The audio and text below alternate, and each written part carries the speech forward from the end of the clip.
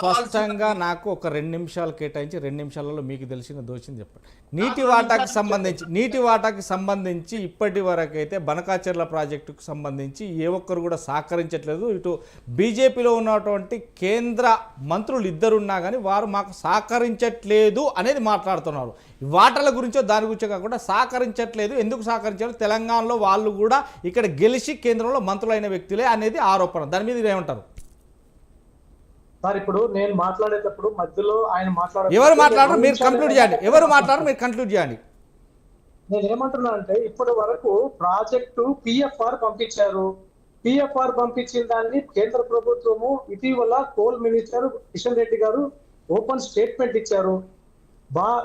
కేంద్ర ప్రభుత్వము ఈ యొక్క బనకచెర్ల ప్రాజెక్టు పిఎఫ్ఆర్ పై ఖచ్చితంగా సంబంధిత డిపిఆర్ ని పంపించని చూస్తాము. కానీ ప్రస్తుతానికైతే వెనక్కి పంపించి దాన్ని నిర్మోహమాటంగా అనుమతి లేని విధంగానే కొట్టి పారేసినట్టుగానే ఇప్పటి వరకు తెలుస్తుంది. దానికి పదే పదే మీకు స్టేట్మెంట్ కూడా మీడియాలో వచ్చిన స్టేట్మెంట్ కూడా మీకు కాదంటే ఇక మనం ఏం చేయాలి చెప్పండి? ఆయన మాట్లాడడానికి కేంద్ర ప్రభుత్వము బనకచెర్ల ప్రాజెక్టు మీద ఏమన్నా సరే డెసిషన్ తీసుకుందా? ఏమన్నా అప్రూవల్ ఇచ్చిందా? ఎన్విరాన్మెంటల్ అప్రూవల్ ఇచ్చిందా? డిపిఆర్ అప్రూవల్ ఇచ్చిందా?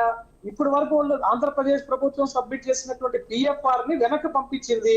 అదే విధంగా నేను ఒక్కటి సూటిగా అడుగుతున్నా, గోదావరి జలాల్లో 2016 ఎపెక్స్ కమిటీలో 3000 టీఎంసీల నీళ్లు సముద్రంలోకి పోతున్నాయి, ఈ రాయలసీమకు తరలించుకోవచ్చని ఎపెక్స్ కౌన్సిల్ లో రాసుకున్నది మినిట్స్ బుక్ లో ఉన్నది వాస్తవాన్ని నిన్న రేవంత్ రెడ్డి సీఎం ముఖ్యమంత్రిగా ఆయన ప్రెస్ మీట్ లో చెప్పిన దానికి బీఆర్ఎస్ పార్టీ వాళ్ళు ఏం చెప్తారు? మీరు ఇప్పుడు నేనేమంటున్నానంటే నీళ్లు నియామకాలు నిధులతో ఏర్పడినటువంటి తెలంగాణ ప్రాజెక్ట్ లో తెలంగాణ రాష్ట్రంలో ఎన్ని సంవత్సరాలు బీఆర్ఎస్ పార్టీ ప్రభుత్వం అధికారంలో ఉన్నది?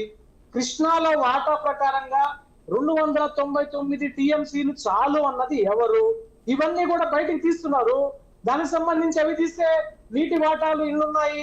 ఈ నీటి వాటాలకి కొట్లాడాల్సినందుకు మీరు నీళ్లు నియామకాలు నిధులు అనే పేరిట రాష్ట్రాన్ని వచ్చినప్పుడు, మీరు అధికారంలో ఉన్నప్పుడు మీరు ఆంధ్రప్రదేశ్ వైఎస్ఆర్సీపీ జగన్మోహన్ రెడ్డితో దోబూచులు ఆడుకొని ముద్దులాట ఆడుకొని పోయి చికెన్ రాగి సంగటి తినొచ్చి ఇన్ని రకాలుగా ఉండి ఇప్పుడు ఇక్కడ బనకచెర్ల ప్రాజెక్ట్ కడుతున్నాను, గోదావరి జలాల్లో 200 టీఎంసీలతో పోలవరము, అదే విధంగా ఈ బనకచెర్ల కడుతున్న ఆంధ్రప్రదేశ్ కేంద్ర ప్రభుత్వానికి కేవలం పిఎఫ్ఆర్ పంపించగానే మీరు మాట్లాడుతున్నారు. గత 9 సంవత్సరాలు ఏం చేశారు? గత 9 సంవత్సరాలు ఏం చేశారు? మీ అధికారం ఉన్నప్పుడు మీరేం చేశారు? ఇప్పటికీ కూడా కేంద్ర ప్రభుత్వము ఎటువంటి నిర్ణయం తీసుకోలేదు. దానికి సంబంధించి కొట్లాడాల్సింది తెలంగాణ హక్కు ప్రకారంగా తెలంగాణ ప్రజలు, తెలంగాణలో ఉన్నటువంటి ప్రతి వ్యక్తిపై ఉంది. తెలంగాణ రాష్ట్రానికి చెందాల్సినటువంటి నీళ్లు చెందాల్సినటువంటి అంశం మీద వాస్తవికతలు రెండు నదులలో వాటా ఎంత, ఎన్ని ప్రాజెక్టులు ఉన్నాయి, ఈ ట్రిబ్యునల్ ద్వారా లెక్క తేల్చాల్సినటువంటి సమయం కేంద్ర ప్రభుత్వానికి ఖచ్చితంగా ఉంది. దానికి కూడా నేను ఎక్కడ వెనకాడలే. కానీ ఈ బనకచెర్ల విధంపై రాజకీయంగా ఊరికినే ఏది పడితే అది మాట్లాడటము అయిపోయింది అమ్మ పులి అన్నట్టు, ఆడు ఏమి లేదు ఆలు లేదు పోలు లేదు కొడుకు పేరు స్వాలింగం అన్నట్టు మీరు 9 సంవత్సరాలు ఉన్నప్పుడు కలిసిపోయి ఇద్దరు కలిసి మీరు అంత దావతులు అన్ని ఫంక్షన్లు చేసుకొని ఇప్పుడు బనకచెర్ల ప్రాజెక్టు కట్టు ఇప్పటివరకు ఇది ఏమి జరగలేదు సార్, ఎటువంటి అప్రూవల్స్ ఇవ్వలేదు. ఈవెన్ కిషన్ రెడ్డి గారు కూడా అదే స్టేట్మెంట్ ఇచ్చారు.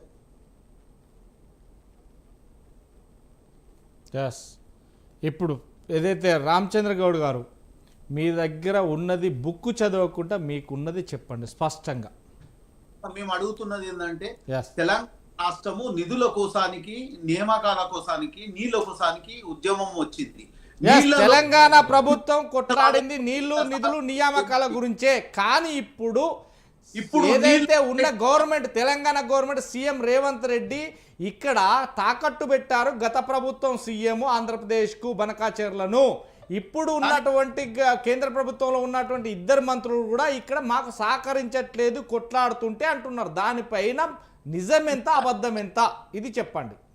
నిజానికి కూడా దాన్ని ఆబ్జెక్షన్ చేయడానికి కిషన్ రెడ్డి గారి సొంత ఇంటికి పోయి ఇక్కడ మాట్లాడితే టైం ఇవ్వలేదట. అదే అంటే ఢిల్లీలో కూడా ఆయనకు కూడా బాధ్యత, ఆయన ఒక మినిస్టర్, Yes. ఆయనకు ఇద్దరు మంత్రులు ఉన్నారు, వాళ్ళకు కూడా తెలంగాణ రాష్ట్రానికి న్యాయంగా ఎంత రావాలనో అంత వచ్చే కొట్లాడే హక్కు వాళ్ళకి లేదా? ఆ హక్కు ఉన్నది కాబట్టి వాళ్ళు మనకు సహకరిస్తలేరనే ఉద్దేశంలో మాట్లాడడం జరిగింది. అది ఉదాహరణతో సహా చెప్పడం జరిగింది. ఆయన టైం ఇవ్వమంటే ఇక్కడ ఇవ్వలేదు, ఢిల్లీలో కూడా మంత్రి దగ్గర మాట్లాడినప్పుడు కూడా టైం ఇవ్వలేదనే ఉద్దేశపూర్వకంగా ఆ రోజు ఆయన గురించి మాట్లాడాల్సిన అవసరం వచ్చింది. అదే రకంగా బీఆర్ఎస్ పార్టీ గురించి మాట్లాడితే మీరు 9.5 సంవత్సరాలలో మీరు ఎన్ని ఉదాహరణలతోని ఈ రోజా వాళ్ళ ఇంటికి వెళ్ళడము, తర్వాత అక్కడ చేప పులుసు తిని మాకు అదే దానికి ఈ ప్రలోభ పడా లేకుంటే దేనికోసానికి, ఆ తర్వాత ఇక్కడ మన జగన్ గారిని కూడా పిలుచుకొని ప్రగతి భవన్ ఇప్పుడు ప్రజాభవన్ లో పిలుచుకొని ఆయనతో మాట్లాడి ఒప్పందం చేసుకునేది ఏముంది, మాకు ఇంతే కావాలి అనేది మాట్లాడింది నిజం కాదా? అది నేను బుక్ చూపిస్తున్నది ఎందుకంటే అది ఉదాహరణలతో ఆ రోజు వచ్చిన స్టేట్మెంట్ తో సహా ఉన్నదనేది ఇస్తున్నాను. ఇంకా వేరే విషయం కాదు. ఈ బుక్ చూపించాల్సిన విషయం ఏంటంటే దాంట్లో ఆయన ఎన్నిసార్లు మాట ఇచ్చిండు, ఏ రకంగా మాట ఇచ్చిండు, మాకు హక్కు లేకున్నా సరే, మాకు అవసరం లేకున్నా సరే మీరు బాగుంటే చాలు అనే రకంగా, అంటే ఒక రాజరిక పోకట్ లాగా మాట ఇచ్చింది అనే విషయంలో మాట్లాడడం జరుగుతుంది. ఇప్పటికైనా బీఆర్ఎస్ పార్టీ వాళ్ళు, బీజేపీ పార్టీ వాళ్ళు సహకరించి మనకు తెలంగాణ రాష్ట్రానికి ఖచ్చితంగా మనకు ఎంత నిధులు అంటే మనకు ఏ రకంగా నిధులు రావాలి, అదే రకంగా నీళ్లు కూడా మనకు బనక చెర్లను ఆపేసి మన దగ్గర ఉన్న ప్రాజెక్టులు కట్టడానికి ఈ వాళ్ళు ఎన్ఓసి కూడా ఇవ్వడం లేదు. దాంట్లో మీరు పూర్తి సహకారం చేయాలని సెంట్రల్ మినిస్టర్ బీజేపీ వాళ్ళను, మీకు కూడా 8 మంది ఎంపీలు ఉన్నారు కదా, మీరు సహకరించాలని కోరడం జరిగింది. దాంట్లో మీరు ఇప్పటికైనా వచ్చి మన ప్రాజెక్టులకు ఎన్ఓసి ఇవ్వడానికి మీరు ముందుండండి. అదే రకంగా బీఆర్ఎస్ పార్టీకి కూడా నేను కోరుకోవడం ఏంటంటే, ఈ రోజు మీరు మామూలు మాట్లాడడం కాదు, అసెంబ్లీలో మీరు ఒక సెషన్స్ అంటే ఒక మీటింగ్ పెడదాము, దాంట్లో మీరు అసెంబ్లీలో రైట్ రామూర్తి గారు ఇద్దరు కూడా సహకరిస్తలేరనే ఉద్దేశంలో బీజేపీ బీఆర్ఎస్ పార్టీ సహకరిస్తలేదని ఆ ఉద్దేశంలో మాట్లాడుతున్నాం తప్పించి, మీరు కూడా మాకంటే ఎక్కువ మీకు హక్కు ఉన్నది, మీకు కూడా హక్కు ఉన్నది, మీరు కూడా కొట్లాడండి. తెలంగాణ రాష్ట్రానికి ఎన్ని ఈ నీళ్లు రావాలి, దాంట్లో పద్ధతి ప్రకారంగా మనకు కూడా ఇచ్చే ప్రాజెక్టులో కూడా మీరు సహకరించండి. అదే రకంగా మనము బనకచెర్ల ప్రాజెక్టును కడితే మనకు తెలంగాణ ఎడారి అవుతుంది. దాన్ని కట్టకుండా ఇప్పుడే మనకు వచ్చే నీళ్లను ఎక్కువ తీసుకొని పోతున్నారు. ఆ తీసుకుని పోయేదాన్ని కంట్రోల్ చేసే దాంట్లో మీ సహకారం కావాలి, బీజేపీ సహకారం కావాలి, బీఆర్ఎస్ సహకారం కావాలని కోరటం జరుగుతుంది. ఇది ఎవరిని కూడా కించపరచాల్సిన అవసరం లేదు. మన తెలంగాణ రాష్ట్రానికి రావాల్సిన నీళ్లను ఖచ్చితంగా మీరు ఇప్పించే బాధ్యత మీదుంది. ముందు కూడా కాంగ్రెస్ అధికారంలో ఉంది, దాంట్లో ముందుండి కొట్లాడి మనకు పద్ధతి ప్రకారము ఎంత రావాలి, ఎన్ని నీళ్లు రావాలి అన్ని తీసుకునే బాధ్యత ప్రతిదీ. రైట్ రామూర్తి గారు, ఇప్పుడు మనం చూస్తున్నాం ఏదైతే అప్పుడు బనకచెర్లను తాకట్టు పెట్టింది అప్పుడు సీఎం ఏదైతే కేసీఆర్ గారే, కానీ కేసీఆర్ ఒప్పందంతో ఇదంతా కూడా జరిగింది. కానీ కేంద్ర ప్రభుత్వం దీన్ని ససేమిరా అంటూ కూడా మొత్తం మీద ఏదైతే కొట్లాడటంలో మాకు సహకరించట్లేదు, ఇది ఇద్దరు అనేది మాత్రమే వాడుతున్నారు, అంటే ఒక ఆరోపణ చేస్తున్నారు. ఆరోపణలు మీరేమంటారు?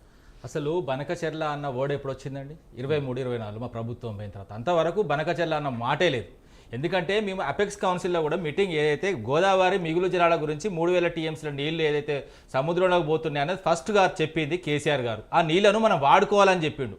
రాయలసీమ అదేవిధంగా ఆంధ్రప్రదేశ్లో ఏదైతే ఆంధ్ర భాగం అదేవిధంగా తెలంగాణ వాడుకోవాలని చెప్పిండు తప్ప హక్కుగా వచ్చే నీళ్ళని దోసుకపోమని చెప్పలేదు కదా. మాకు ఏదైతే గోదావరిలో మనకు హక్కుగా రావాల్సిన వాటర్ని మేము ఎక్కడ కూడా తనఖా పెట్టలేదు, ఎక్కడ కూడా మేము తలొగ్గలేదు. నేను 9 ఏళ్ల పరిపాలనలో ఏదైతే మన హక్కుగా 968 టీఎంసీలను వాడుకోనికి ప్రాజెక్టులు కట్టినాం, అదేవిధంగా రిజర్వాయర్లు కట్టినాం, గ్రావిటీ కెనాల్స్ కట్టినాం, ఇట్లా ఉత్తర తెలంగాణను మొత్తం సస్యశ్యామలం చేసినాం. ఎన్ని ఎకరాలు కొత్త ఆయకట్టించింది కూడా చెప్పినా కదా, ఇంకేం కావాలి? ఇప్పుడు ఏమంటున్నా, అసలు బనకచెర్ల విషయం కూడా ఇప్పుడు మేము చెప్పేంత వరకు, మేము తెర మీదకి తీసుకొచ్చేంత వరకు నిద్రపోయిన్లు. అదేవిధంగా నిన్న చంద్రబాబు మీద ఎంత ఘోరంగా మాట్లాడుతున్నాడు అండి రేవంత్ రెడ్డి. జాలి, ఆయన అంటే బూచిగా చూంచాలని చూస్తున్నామట. అంటే నీ గురువును బూచిగా చూంచద్దా? నీ గురువు తెలంగాణకు ద్రోహం చేయలేదా? ఇప్పుడు ద్రోహం చేయాలని చూడట్లేదా? రోజుకు 4 టీఎంసీల నీళ్ళు అదేవిధంగా 400 టీఎంసీలు ఎత్తుకపోతుంటే నువ్వు ఇన్ని రోజులు ఏం చేసినావు? అదేవిధంగా మేడిగడ్డను 2 కట్టకుంటే, 2 పిల్లలు కట్టకుండా నీళ్ళని కిందికి ఎందుకు కోల్పెట్టినావు? బెస్ట్ ఎగ్జాంపుల్ అండి, పోయిన వర్షాకాలంలో ఏదైతే సమ్మక్క సాగర్ దగ్గర 7 కోట్లు ఏదైతే ప్రాజెక్టు సంబంధించి ఏదైతే మెయింటెనెన్స్ చేయాలో అది ఇవ్వకుండా 32 రోజులు కిందికి నీళ్ళు వదిలిపెట్టిండు. అదేవిధంగా కృష్ణా నది కల్వకుర్తి దగ్గర మోటార్ లాంచ్ చేయకుండా 25 రోజులు నీళ్లు కిందికి ఆంధ్రప్రదేశ్కి ఎందుకు వదిలిపెట్టినావు? అంటే నువ్వు ఆంధ్రప్రదేశ్కి తెలంగాణ ముఖ్యమంత్రివా లేకపోతే ఆంధ్రప్రదేశ్ అసిస్టెంట్ ముఖ్యమంత్రివా? అదేవిధంగా నువ్వు చంద్రబాబుకి అసిస్టెంట్ ముఖ్యమంత్రివా? అరే మొత్తం రుజువులతో సహా చెప్తుంటే ఇటు గోదావరిలో 32 రోజులు కిందికి వదిలిపెడతావు ఆంధ్రప్రదేశ్కి, అదేవిధంగా అటు కృష్ణాల్లో దాదాపు 25 రోజులు వదిలిపెడతావు పోయిన వర్షాకాలం. ఇప్పుడు మొత్తం కట్టకుండా మొత్తమే వదిలేసినావు కదా. Right. ఇది కదా మొత్తం జరిగేది. ప్రజలు మొత్తం క్లియర్గా తెలుసుకోవాలి. వాటాలేంది, తెలంగాణకు సంబంధించిన నీటి హక్కులేంది, అదేవిధంగా గోదావరిలో మనకి ఎంత రావాలి, కృష్ణ ఎంత రావాలి పూర్తిగా తెలుసుకోండి. పూర్తిగా తెలిసిన రోజు మీరే ఇంటికెళ్ళి బయలుదేరి రేవంత్ రెడ్డి ఇంటి మీదకి పోతారు. విజయ్ గారు, ఇప్పుడు ఈ రెండిటి అంటే మూడు ముక్కలాట అయిపోయింది. ఎందుకంటే 3 పార్టీలకు సంబంధించి మీరంటే మీరు, రెండంటే రెండు కలిసి, ఇటు బీఆర్ఎస్ కాంగ్రెస్ కలిసి ఉన్నాయంటారు ఒక పార్టీ, ఇటు బీజేపీ వర్సెస్ కాంగ్రెస్ కలిసి ఉన్నాయని ఒకరు అంటారు. కానీ బీజేపీ బీఆర్ఎస్ వర్సెస్ ఈ 3 పార్టీలు అంటే కలిసి ఉంటున్నాయి రెండు. ఇది ఎక్కడైనా సాధ్యపడుతుంది అంటారా? ఈ నీటి వాటాల గురించి ఇంత కొట్లాడుకునే కంటే కూర్చొని మాట్లాడుకొని ఒక సెటిల్ చేసుకోవచ్చు కదా తెలంగాణ నుంచి కూడా. నీటి వాటాలది ఈజీగా సెటిల్ అయిపోయే అంశం అండి. నీటి వాటాలది పంచాయతీ లేకుండా వరద జలాల్లో తెలంగాణ వాటా ఇంత, ఒకవేళ అదే అనుకుంటే 1950 టీఎంసీలు ఇవ్వాలి, వరద జలాలు 3000 పోతున్నాయి అనుకుంటే 1950 ఇవ్వాలి. లేదా ఆల్టర్నేటివ్ ప్రపోజల్ బనకచర్ల కాకుండా ఆల్టర్నేటివ్ ప్రపోజల్ చేస్తే 2 రాష్ట్రాలు సస్యశ్యామలయ్యేటువంటి నీళ్లు వాడుకోవచ్చు. అన్లిమిటెడ్, నువ్వెన్ని అయినా వాడుకో, వీళ్ళు ఎన్నైనా వాడుకోవచ్చు. అంత అవకాశం ఉన్న తర్వాత ఎవరు సెటిల్ చేయట్లేదు? ఇప్పుడు చంద్రబాబు నాయుడు సెటిల్ చేయట్లేడు. చంద్రబాబు నాయుడు ఎందుకు చేయట్లేడు? ఇప్పుడు వాళ్ళ 80,000 కోట్లు దాన్ని ఎస్కలేషన్ చేసి పెంచుకోవాలి. దానికోసం ప్రధానమంత్రి కూడా ఇన్వాల్వ్ కావాలి కదా. ఒక దేశ సంపదని క్రియేట్ చేశాడు. 2 రాష్ట్రాలకు ఒక గోదావరి లింక్ వల్ల 2 రాష్ట్రాలకు అన్లిమిటెడ్ వాటర్ ఉపయోగించుకునే ప్రపోజల్ ఉన్న తర్వాత ఒక కేంద్ర ప్రభుత్వం ప్రధానమంత్రి స్థాయిలో లేడు, వార్డు మెంబర్ లాగా వ్యవహరిస్తున్నాడు. ఎట్లా చూస్తూ ఊరుకుంటాడంటే ప్రధానమంత్రి ఉండాలనేమన్నా కనీసం దేశం మీద ప్రేమ, రాష్ట్రాల మీద ప్రేమ ఉండాలిగా. 30,000 కోట్లతో అయిపోయేదాన్ని నువ్వు ఎంత స్వార్థం, ఎంత కరప్షన్ కోసం అన్నట్టు చూస్తున్నావు. ప్రధానమంత్రి తెలిసి కూడా, ప్రధానమంత్రికి తెలిసి చేస్తున్నాడు. 2 రాష్ట్రాలకు ఉపయోగపడే దాన్ని వదిలిపెట్టి ఇది చేసుకోమని చెప్పాలి కదా. ఇక్కడున్న వాళ్ళకైతే రేవంత్ రెడ్డి ఆయన శిష్యుడే, మొత్తం ఆయనకి అన్ని సహకరిస్తున్నాడు. ఈయనే అసలు రేవంత్ రెడ్డి మాట్లాడే తీరుతోటే దానికి అనుమతి వచ్చినట్టు అయిపోతుందండి. పై రాష్ట్రం వాడు గట్టిగా ఉంటే కిందవాడు ఉంటాడు.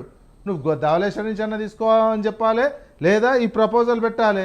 ఈ ప్రపోజల్ ఏంటంటే, ఆల్టర్నేటివ్ ప్రపోజల్ ఏంటంటే, సమ్మక్క సారక్క నుంచి నీళ్ళు ఎత్తిపోసి ప్రకాశం బ్యారేజ్లు వేయాలి.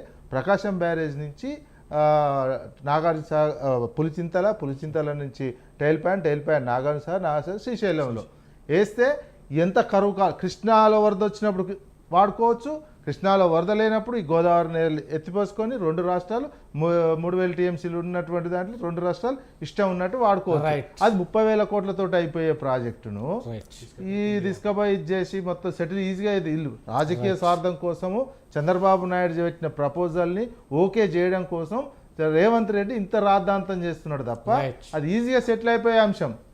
మొత్తం మీద 2 తెలుగు